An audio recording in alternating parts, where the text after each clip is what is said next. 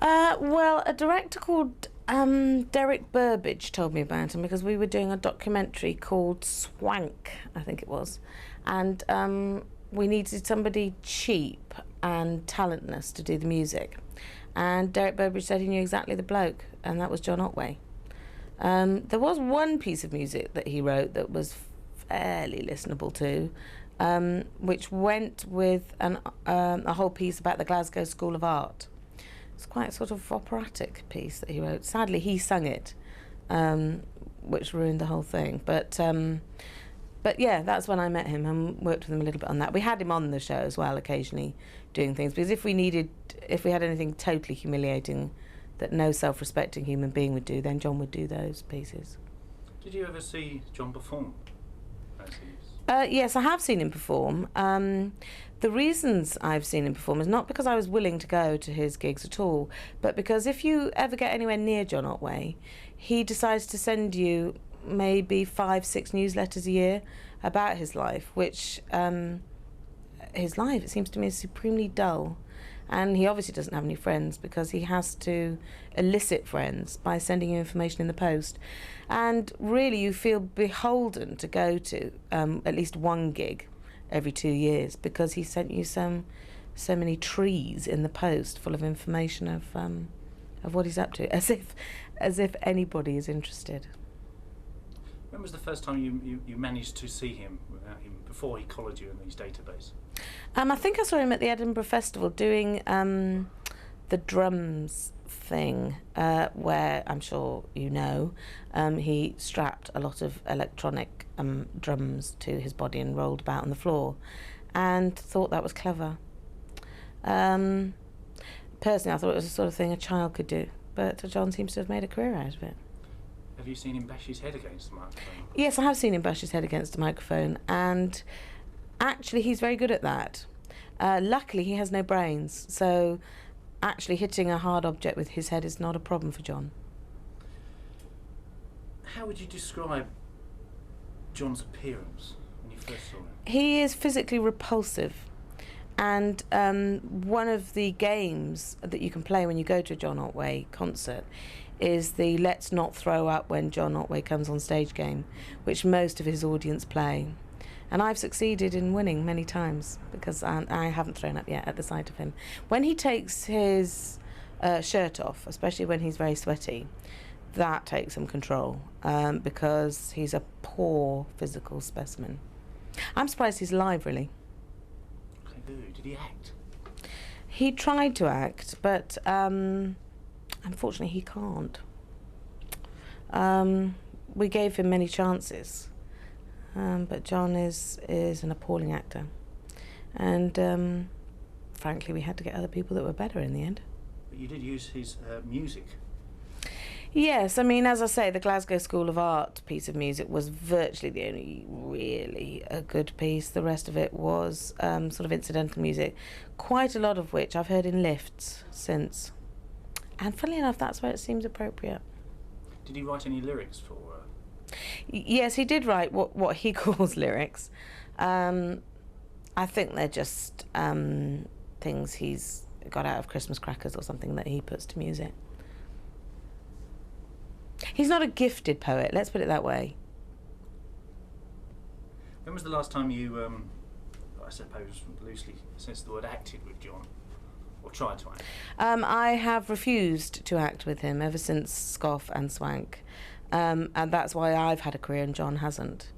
There was talk originally of a double act called French and Otway, and I couldn't see it myself. He desperately wanted to get in on the comedy circuit, and I think it was a way for him to have friends, but hasn't really worked out. Nobody likes John very much. That's the sad truth. Do you have a favourite song? I know that it's probably not the case. Well, of course, it's very easy to remember John by his fantastic commercials. Our White's Lemonade, of course, is an old favourite, and Hello John got a Toshiba, Hello Tosh got a Tosh, something like that. You know, that's what you remember him for, which is sad, really. Did you ever see the Iron Brew commercial? Where basically Iron Brew, yes, I did. Oh dear. Would you consider John, number 27 in the charts he got to, a one-hit wonder? What was that hit again? Core Baby. That's really free. That's right. Core Baby. That's really free. Yeah. Yes. He got to number 20. What? 7. To number 27 with that. Right. Amazed it didn't go further. Amazed. He was paid an enormous sum in those days, 20 years ago, of £250,000, which was a lot more than the Jam, who was signed to Polydor at the same time. If you were a record executive, do you think you would be out of the business by now? Well, I mean, the stark fact of the matter is that John was given £250,000, and as far as we know, he used this to buy girlfriends and sexual favours, because obviously John, being loathsome physically, doesn't find it easy to get girlfriends or any friends. And so I think, I'm not sure about this, but I think he squandered all of that amount on buying friendship and company in his lonely days. And of course, when that money ran out, so did the friends. If there is a talent that John has, what do you feel it may be? The talent that John has, I need to think about that. Hang on. The talent, there must be something.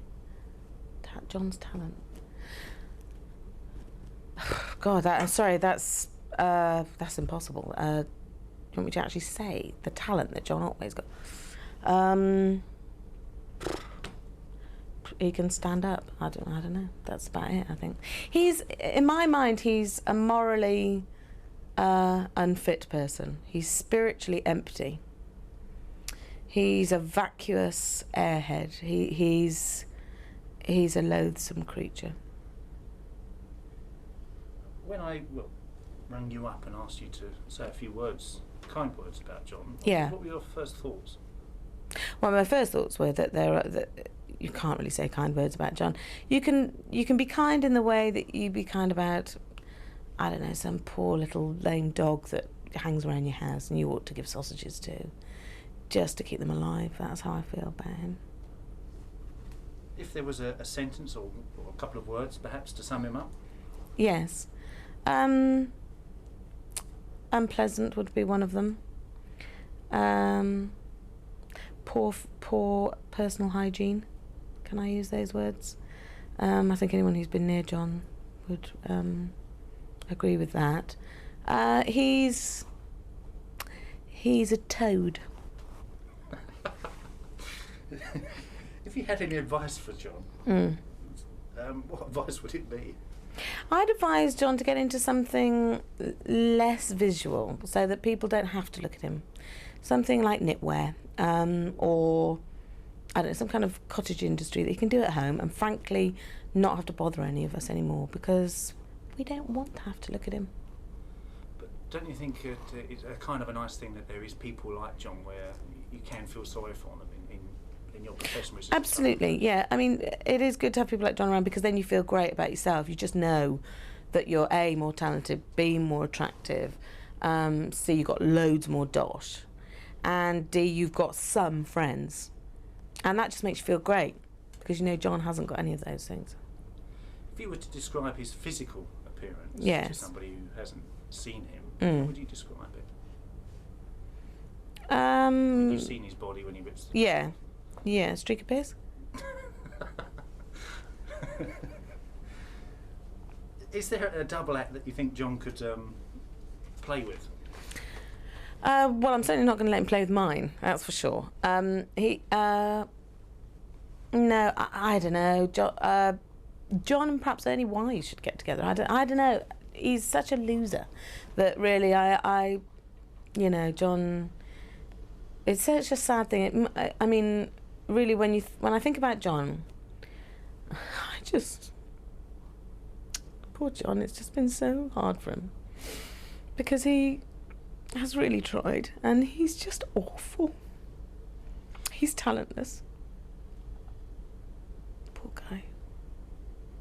Would you care if you ever saw him again? I hope I never have to see John Otway again. But as I say, he's very persistent. He's like one of those little randy dogs that, you know, gets on your leg and won't give up.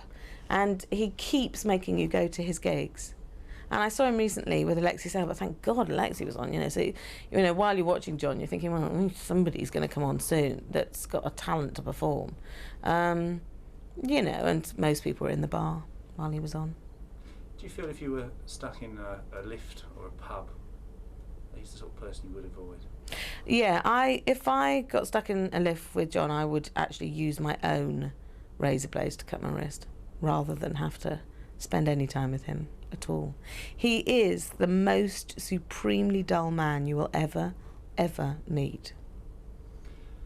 The Rolling Stones have gone on for nigh on 30 years. It's been 20 years for John. Do you feel that he can carry on? Yeah, because whilst there's still 3 people that will go to his gigs, John will keep going around the country on what he calls tours, which are tours of those 3 people's homes. You know, he'll just turn up like, you know, anybody in his family and anyone that he can persuade, you know, with all this ridiculous information he sends out to come and see him. I'm thinking of getting together a group of people who want to give up John Otway. And maybe they can meet at my house on Tuesday evenings, because there's a hell of a lot of us who've got involved in this terrible rut. It's a kind of addiction, really, that you feel you have to go. You have to support him because you've been pressurised into it by John. And I think we've got to be tougher. We don't want to go. None of us want to be there. You go to a John Otway concert and you'll find that every single person that's there, which isn't many, none of them really want to be there. They've been forced to be there.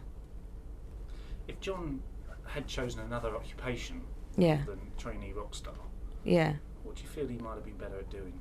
What I wish he'd done was become an astronaut, because then he could climb into a rocket and just go somewhere else, a long, long way away. And perhaps, you know, to be honest, you'd probably still be able to hear John, even if he was playing on the moon. Have you got a final word on John? Yeah, I'd like him to fuck off. Can you remember your first ever professional gig? My own one. Do you mean as a comedian or as a prostitute? We'll go for the comedian first. As a comedian, I did do. No, that wasn't me. For a second I thought I was in Morecambe and Wise, but that wasn't me. That was Eric Morecambe. I definitely wasn't part of Morecambe and Wise. I did do a gig at the comic strip somewhere in the 1980s that I think most people would recognise as the first professional gig, for which I was paid £4.50. And how did you go down? You part of the profession? I always go down well, thank you very much. Would you... Sniggers in the background. Getting slightly back to John, do you feel that, probably not the best thing to say, but one of the best alternative acts, hidden acts, cult acts around? But John Otway. If you like that sort of thing, if you like watching a repulsive person throw themselves around on stage for absolutely no reason at all, just showing off a talentless, puny git, then John Otway's the person for you. Would you consider yourself a fan? I'm a huge fan of his, yes.